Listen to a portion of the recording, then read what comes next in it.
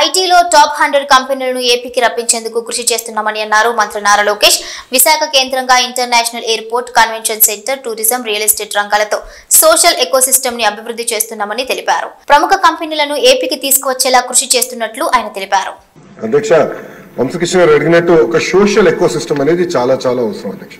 దాంట్లో ఎయిర్పోర్ట్ ఒక భాగం.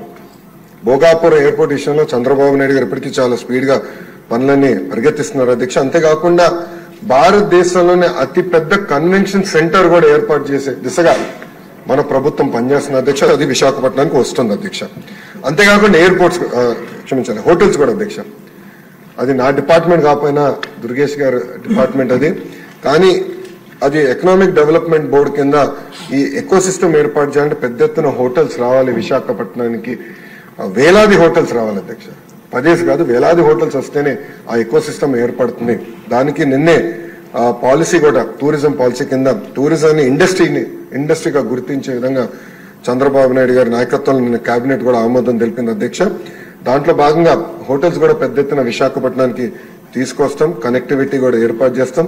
కన్వెన్షన్ సెంటర్ కూడా తీసుకొస్తాం. ఇది ఒక భాగం. ఇంకొకటి పెద్దలు అన్నట్టు ఐటీలో ఉన్న టాప్ 100 కంపెనీస్, టాప్ 20 కాదు, టాప్ 10 కాదు, టాప్ 100 కంపెనీస్ ఆల్రెడీ నేను ఇనిషియల్ డిస్కషన్ స్టార్ట్ చేస్తాను జరిగింది అధ్యక్ష.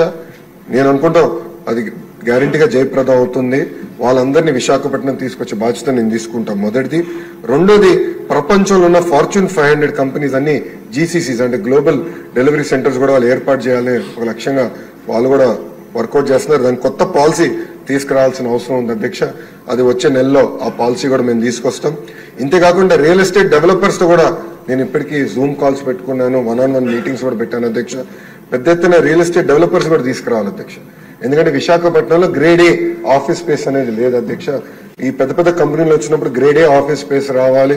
వాళ్ళకు ఆ కంపెనీలో పనిచేస్తున్న ఉద్యోగస్తులకి మళ్ళీ హౌసింగ్ సోషల్ ఎకోసిస్టమ్ కూడా కావాల్సిన అవసరం ఉంది.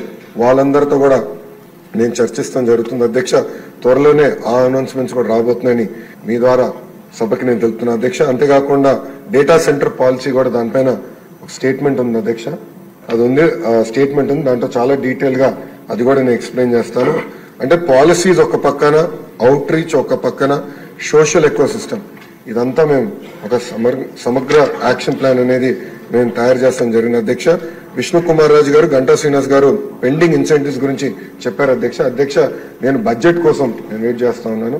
బడ్జెట్ లో 500 కోట్ల రూపాయలు పెండింగ్ ఇన్సెంటివ్స్ క్లియర్ చేసేదానికే ఐటీ ఎలక్ట్రానిక్స్ కి కేశవ్ గారు కూడా కేటాయిస్తాం జరిగింది.